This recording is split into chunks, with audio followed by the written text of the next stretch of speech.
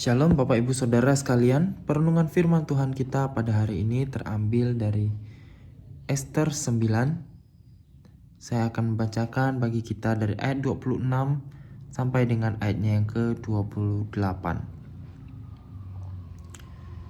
Oleh sebab itulah hari-hari itu disebut Purim menurut kata Pur. Oleh sebab itu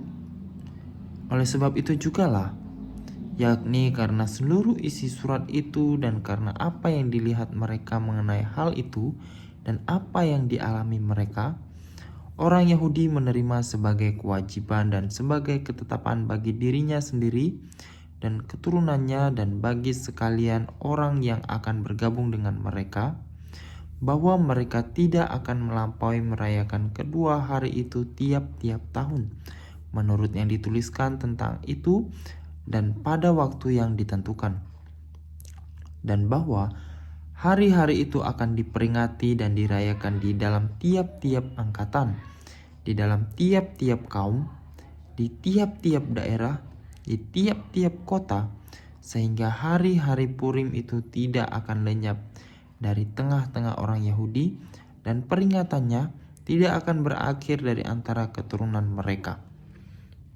Bapak Ibu Saudara, tema perenungan firman Tuhan kita pada hari ini adalah mengingat kemenangan. Mungkin kita pernah mendengar istilah bangsa yang besar adalah bangsa yang menghargai jasa pahlawannya.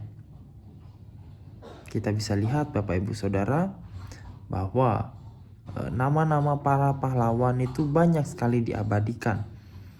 Misalnya dengan nama jalan, dengan nama stadion, dengan nama bandara, atau bahkan nama gedung-gedung pemerintahan.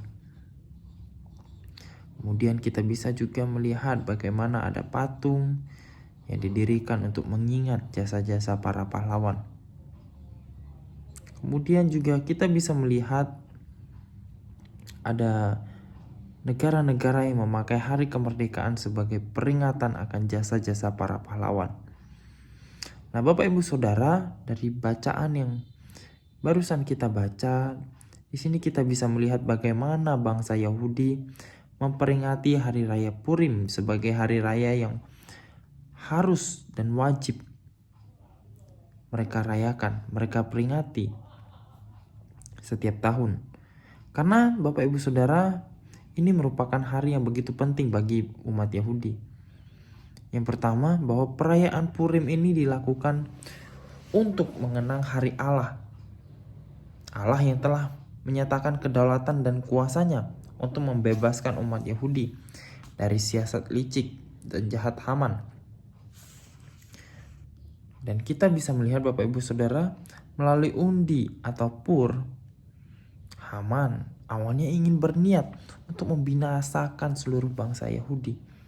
Tetapi strategi Haman itu yang begitu matang itu dibalikkan begitu saja oleh Allah, menjadi hari kebinasaan bagi Haman dan keluarganya. Kemudian yang kedua Bapak Ibu Saudara, hari raya Purim juga mengingatkan kepada umat Yahudi bahwa Allah adalah pelindung dan pemelihara mereka. Sesulit apapun kondisi mereka, sesulit apapun keadaan mereka, ketika mau datang memohon kepada Tuhan, memohon pertolongan kepada Tuhan, Allah akan hadir untuk menolong dengan cara dan waktunya.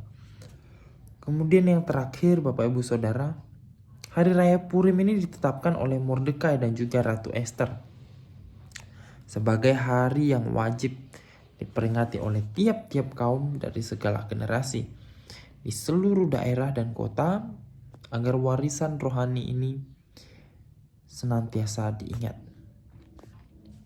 Ya Bapak Ibu Saudara, bersyukur kita tinggal di Indonesia. Meski sebagai minoritas Bapak Ibu Saudara, tetapi pemerintah masih memberikan kita keistimewaan, memberikan kita hak bagi kita, dan menetapkan hari Natal, Jumat Agung, dan kenaikan Tuhan Yesus ke surga sebagai hari libur nasional. Bapak Ibu Saudara, Sehingga inilah yang seharusnya kita pergunakan dengan hikmat. Adakah setiap kita merayakan hari Natal sebagai kesempatan untuk melakukan pelayanan, baik itu pelayanan misi, untuk memberitakan kelahiran Yesus? Dan adakah kita memperingati hari Jumat Agung sebagai hari kematian Yesus di atas kayu salib untuk menembus setiap kita dari dosa? Adakah kita merayakan hari kenaikan Yesus sebagai hari Yesus kembali ke surga untuk menyediakan tempat bagi orang-orang percaya kepadanya? Bapak Ibu Saudara, biarlah perenungan firman Tuhan ini dapat bersama-sama mengingatkan setiap kita bahwa kehadiran Allah di dalam kehidupan kita, bahwa setiap apa yang kita lalui di dalam kehidupan kita senantiasa ada campur tangan Tuhan. Mari bersama kita berdoa.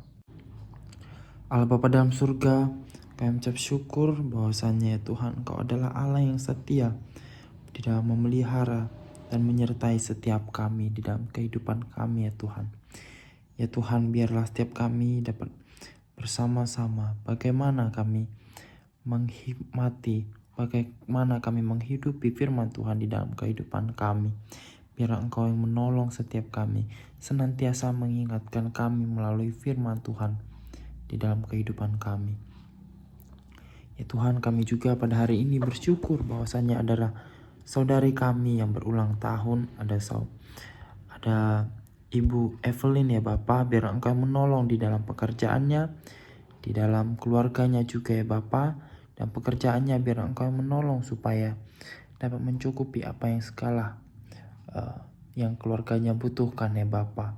Dan juga ya Bapak, kami juga berdoa untuk keluarganya, biar Engkau senantiasa memampukan di dalam segala pekerjaan mereka, dalam keluarganya juga ya Bapak. Biar Engkau yang senantiasa memberikan kesehatan supaya mereka dapat beraktivitas dengan baik.